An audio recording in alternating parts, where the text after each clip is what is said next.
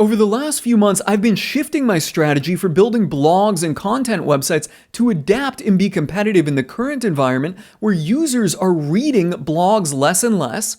At the same time, they're using Google search less and instead opting for other platforms that deliver the content to them to discover, engage with, and share content. And all while that's happening, I notice a trend of Google rewarding brands and placing established brands higher and higher in the search results, therefore making it more competitive for those that are not established brands. So in this video, I wanted to break down how I'm shifting my strategy and what I am doing going forward. Now, for those of you guys out there not familiar with the channel and myself, I've been in the online business space since 2009, having both started and acquired and also sold multiple online businesses, and I've been pretty successful at growing the traffic and growing the businesses through content marketing and blogging.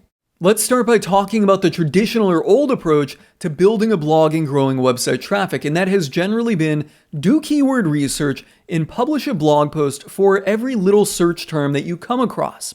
And by little search term, I'm talking about the low volume, low competition keywords. And the theory is that in doing that, you'll pick up some low hanging fruit that will ultimately find one post that'll get a ton of traffic. And sometimes that does happen. If you've done it, you know that that approach sometimes does work. But what happens is you typically will publish a lot of blog posts, and oftentimes none of them will get any traffic, or maybe just one. So you have a lot of work out there that nobody ever even sees. And then with that, when it comes to publishing the blog post, the general mantra within reason is that the more words, the better. And you see people advocating for publishing very long pieces of written content, right? 4,000, 5,000, 6,000 words, kind of made popular by Brian Dean of Backlinko in his skyscraper strategy. That is also very expensive and time consuming to do and is not necessarily rewarded at all. I've done that and I've had a few of those pick up some traffic, but by and large, that has been a very fruitless effort publishing those very long form pieces of content, particularly over the past 3 years. And then with that, build backlinks, right? So you do this, you publish a lot of blog posts on your low hanging fruit, low search volume keywords. You publish the longer form content on the higher volume keywords, then publish backlinks, and ultimately you will get traffic. Now, that formula kind of works. I have seen it work. And I'm going to show you an example here where it worked until it didn't work. And the thing with that is you ultimately do not build a brand. You build a bunch of blog posts on a website, which I've already said are no longer being consumed by users because not many people read them, particularly for the very long form blog posts. People just kind of skim through that, if at all. And even on the short form blog posts, right? Most people don't consume all of that. Like, let's just say you publish a blog post on a search topic like, where are most oranges grown? Well, that doesn't really need a 1,000 word blog post. That needs like 400 words, if that, right? Here are the top 3 states where oranges are grown. 60% are grown in Florida, 30% are grown in California, and 19% are grown in Texas. Like, that's literally all the data someone needs is like a pie chart on that. They don't need a 1,000 word blog post, which to read that is going to take a user maybe 5 to 7 minutes. They just need a little snippet of that information, right? So what I'm saying here is users are not consuming that written content. And this old formula has worked. It has gotten traffic, but it has not stood the test of time. And I'm going to show you an example. There's a lot of examples we could make out of this, but I'm just going to show you this site here that I discovered a long time ago and I've followed. It's upgradedhome.com, and they have got a ton of blog posts on here. You can see 1,135 pages, and it's probably 10 blog posts per page. So do the math on that, 10 times 1,135, that's like 11,000 blog posts and change. All the blog posts are about 1,000 words, and this website is just loaded up with ads. I mean, you can tell it's still loading ads here. The content is decently well written. It is not like top-notch expert, hands-on expert written, but it's, pretty damn good. I'd say it's like a 7 or 8 out of 10.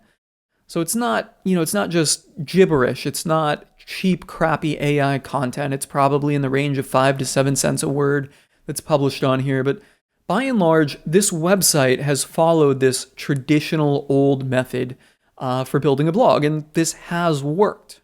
And let's see how it's done for them. And you guys probably can already tell, or probably already know from my tone, it didn't work out well. I wouldn't be showing it as an example. And here's the traffic going back to when it was launched I think it was launched in 2020 there around COVID. And it just took off, getting up to an estimated 732,000 visitors a month. And then we can see it has tanked. It's gone nowhere. And with that, there were a lot of backlinks published to this website. Somebody went on a very aggressive link building campaign. We will see that in this time, they've acquired 247,000 backlinks. That is a lot of backlinks for a website to get in what is basically 3 to 4 years. That's a very high amount of backlinks. So they've aggressively built backlinks. They've published a lot of content.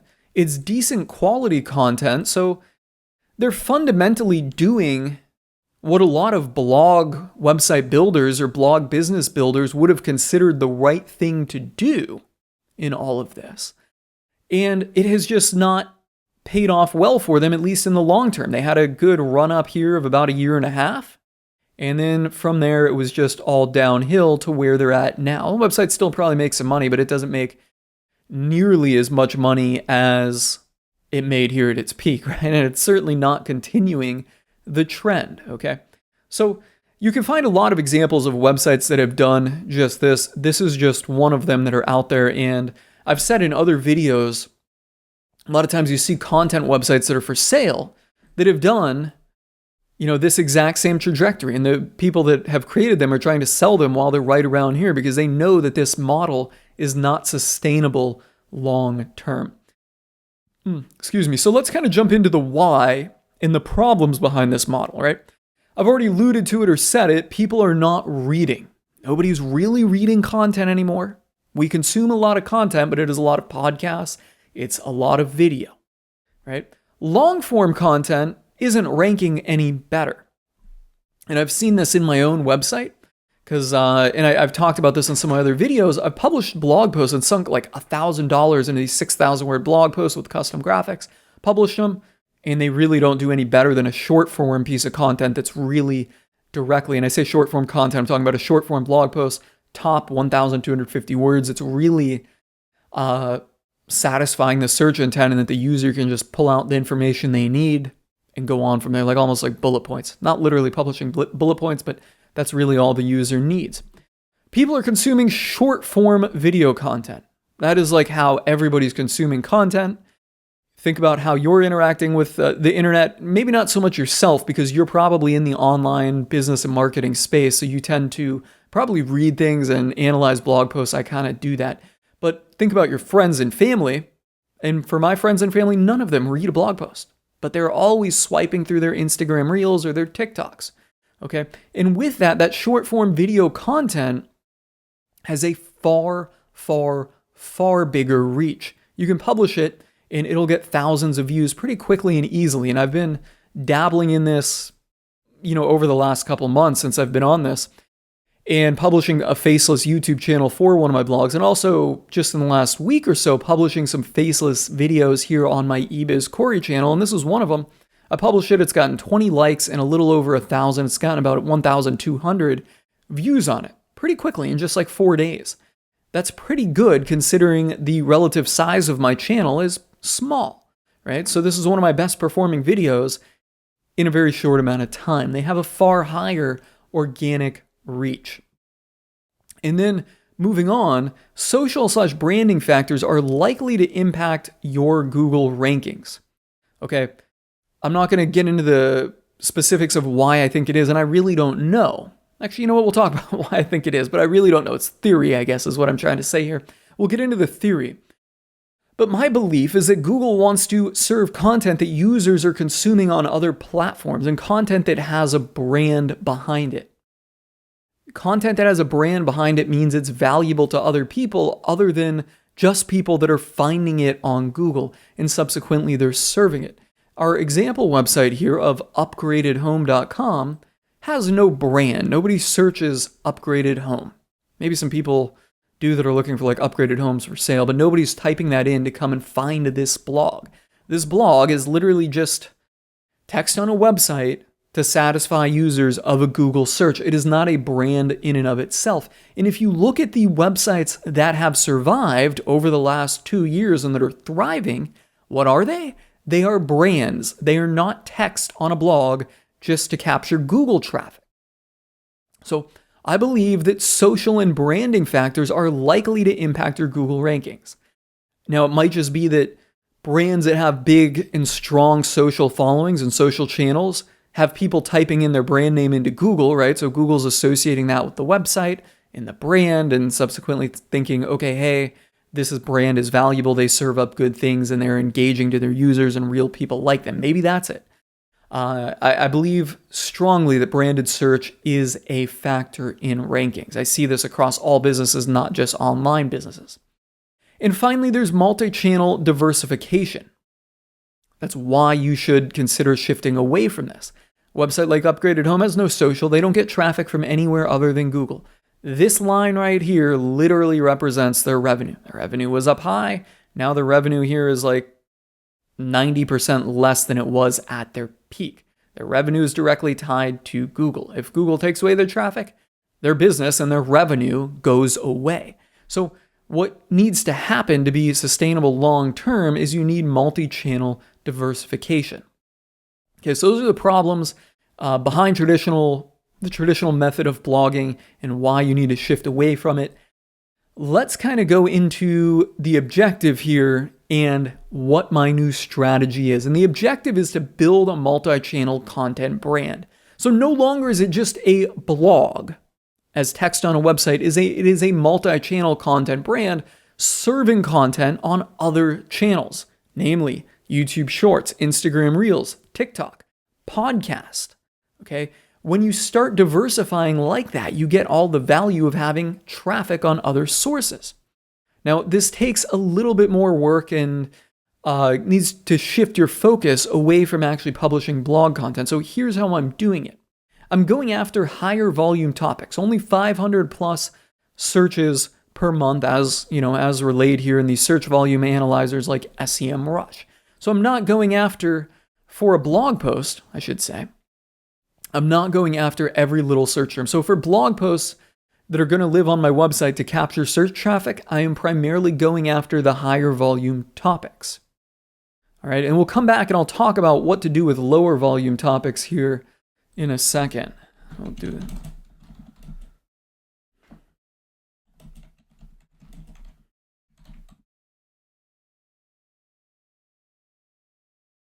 All right. Then I'm publishing one piece of content on it that's about 1,000 to 2,000 words. Most of them are kind of gravitating more towards that 1,000 word mark. Certainly, I'd say they're pretty much all less than 1,500 words. So, right, we're just trying to serve the content to satisfy search intent. And then from there, what would have been the subheadings or the subtopics within it, I'm taking those and I'm making a YouTube short or reel or TikTok, whatever platform you feel like your audience is on. Right now, I'm just publishing on YouTube Shorts. That's because I've been too lazy to publish on any of them, but I'm making a short form video on that topic and I'm doing it faceless. And I covered how to do that just in this video right here. It's on my channel. I'll put the link to it below. How to create faceless YouTube shorts for your affiliate site. So I'm creating that video content to complement essentially the blog post. So now with each blog post, we get the short form video that we can publish out there, and that's going to get that far higher reach. And then in that video, I can direct people back to my longer form content. And we'll say things like, hey, if you want more insight on this topic of how to train your dog, be sure to Google my website, How to Train Your Dog. Right? And probably wouldn't do how to train your dog, but how to potty train your golden retriever puppy, right? And I'm dropping my brand name in the video so that people are hearing the brand name in the content, right? Just to kind of build that branding inside of their head. But by and large, I'm taking the subheadings and the subtopics of my blog post and making those into short form video content. So I'm publishing less blogs, but I'm creating more of these short form videos, substantially more. Now, for the lower volume topics, and there might be some that are out there that are interesting, but just need a quick answer, like the what state grows the most oranges. For a topic like that might have 100 searchers a month, and who knows, that topic might have thousands. I don't know how many people are looking that up. But for those low volume topics, what I'm doing is just creating a YouTube short or a short form video for that, because you can typically answer the question or satisfy that search intent with just a nice quick 60-second video. 60-second video is about 160 words. And boom, now you've got that content around your brand. So you're building your branding, and ultimately people will find that. Now, here's the cool thing. This is something that I ran across recently. Google search gets a TikTok look by spotlighting short form video. In this article, published in September 28th, 2022, so less than 6 months ago, they were talking about how the younger audiences are gravitating towards that short form video content, hence the need for Google to publish these short form video content in their searches. So no longer are your YouTube shorts just going to be served in that search algorithm or in the search algorithm or the scrolling algorithm, but they'll also be appearing more in Google searches. So you're going to capture audience and traffic in that way. You're probably not going to capture much traffic, admittedly, but you're going to build your audience. And subsequently, as we come back down here, social/branding factors are likely to impact your Google ranking. So my approach to this, just to kind of summarize it here, if we have any questions, drop them in the comments. But my approach is ultimately building the multi-channel content brand, putting out all that engaging content in the form of short form videos and also podcasts that I'm working on doing for one of my sites. Publishing all that stuff, getting it out there to build the audience and build the brand. And then basically, we're just keeping the money topics, the ones that have high search volume, as topics that are going to go on the blog.